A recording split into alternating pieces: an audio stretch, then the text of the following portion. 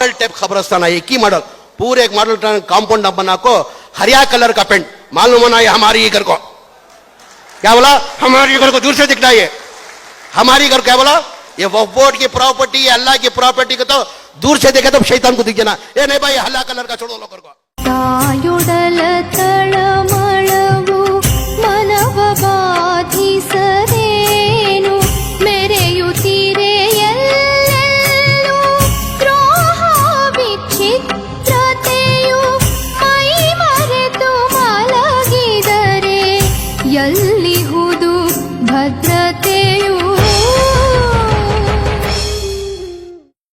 ಒಂದು ಪಹಣಿ ಕೈಯಲ್ಲಿ ಹಿಡ್ಕೊಂಡು ಕಣ್ ಬಿಟ್ಕೊಂಡು ಏನೋ ತಲೆ ಮೇಲೆ ಬಿದ್ದಂತೆ ನೋಡ್ತಾ ಇರೋ ಈ ತಾತ ಯಾರು ಗೊತ್ತಾ?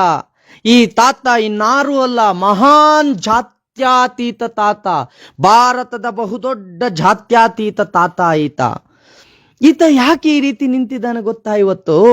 ಯಾಕೆ ಅಂತ ಅಂದ್ರೆ ತನ್ನ ಪೂರ್ವಜರು ತಾತ ಮುತ್ತಾತನ ಕಾಲದಿಂದನೂ ಅದೆಷ್ಟೇ ಕಷ್ಟ ಬಂದ್ರು ಕೂಡ, ಅದೆಷ್ಟೇ ಸಾಲ ಇದ್ರೂ ಕೂಡ ತನ್ನ ಭೂಮಿಯನ್ನು ಉತ್ತು ಬಿತ್ತು ಬೆಳೆದು ತಾನು ಹಸಿವಿನಲ್ಲಿದ್ರೂ ಕೂಡ ಇಡೀ ರಾಷ್ಟ್ರದ ಜನರಿಗೆ ಅನ್ನ ಕೊಟ್ಟ ಅನ್ನದಾತ, ಜಾತ್ಯತೀತ ತಾತ ಇವತ್ತು ಯಾಕೆ ಹಿಂಗೆ ನಿಂತಿದ್ದಾನೆ? ಯಾಕೆ ಪಾಣಿ ಇಟ್ಕೊಂಡು ನಿಂತಿದ್ದಾನೆ ಈ ಜಾತ್ಯತೀತ ತಾತ ಅಂದ್ರೆ, ಈ ಹಿಂದೆ ನೀವು ಒಂದು ವಿಡಿಯೋ ನೋಡಿದ್ರಲ್ಲ, ಅದರಲ್ಲಿ ಸೈತಾನ್ ಅಂದ್ರಲ್ಲ, ಆ ಜಮೀರ್ ಹೇಳಿದ ಸೈತಾನ್ ಇವರೇ ಇರ್ಬೇಕೇನೋ. ಈ ತಾತನಿಗೆ ಗೊತ್ತಾಗಿದೆ, ನನ್ನ ಆಸ್ತಿ, ಯಾವ ಆಸ್ತಿಯಲ್ಲಿ ನಾನು ಹುತ್ತಿ ಬಿತ್ತಿ ಬೆಳೆದು ಈ ರಾಷ್ಟ್ರದ ಜನರಿಗೆ ಅನ್ನ ಕೊಟ್ಟ ಜಾತ್ಯತೀತ ತಾತನಿಗೆ ಇವತ್ತು ಅರ್ಥ ಆಗಿದೆ, ನನ್ನ ಭೂಮಿ ಕರ್ನಾಟಕ ವಕಾಫ್ ಆಸ್ತಿ ಆಗೋಗಿದೆ, ಅದು ಅಲ್ಲಾನ ಆಸ್ತಿ ಆಗೋಗಿದೆ ಅಂತ.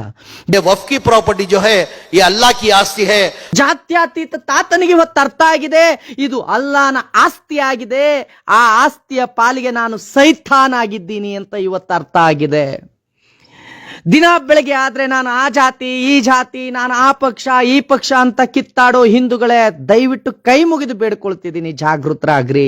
ಕಣ್ಣು ಮುಚ್ಚಿ ಕಣ್ಣು ಬಿಡೋದ್ರೊಳಗಡೆ ಭಾರತ ಇಸ್ಲಾಮೀಕರಣವಾಗುತ್ತೆ. ದಯವಿಟ್ಟು ಈಗ್ಲಾದ್ರೂ ಜಾಗೃತರಾಗಿ, ಈಗ್ಲಾದ್ರೂ ಒಂದಾಗಿ. ನಾನು ಕಾಂಗ್ರೆಸ್, ನಾನು JDS, ನಾನು BJP, ನಾನು ಆ ಜಾತಿ, ನನ್ನ ಜಾತಿ ಮೇಲು ನಿನ್ ಜಾತಿ ಕೀಳು ಅನ್ನೋದನ್ನು ಹೊರಗೆ ಬಿಟ್ಟು ಈಗ್ಲಾದ್ರೂ ನೀವು ಆಚೆಗೆ ಬಂದು ನಾವು ಸೈತಾನ್ಗಳಲ್ಲ, ನಾವು ಈ ದೇಶದ ಹಿಂದೂಗಳು ಅಂತ ಗರ್ವದಿಂದ ಗರ್ಜಿಸಿ ಹೇಳಿ. ಈಗ್ಲಾದ್ರೂ ಆಚೆಗೆ ಬನ್ನಿ. ಯಾವ ರೈತ ಸಂಘಟನೆಗಳು ಕೂಡ ಈ ರೈತನ ಪರ ನಿಲ್ಲೋದಿಲ್ಲ. ಈಗ ದಯವಿಟ್ಟು ಒಂದಾಗಿ, ನಾವೆಲ್ಲ ಒಂದಾಗಬೇಕಾಗಿದೆ.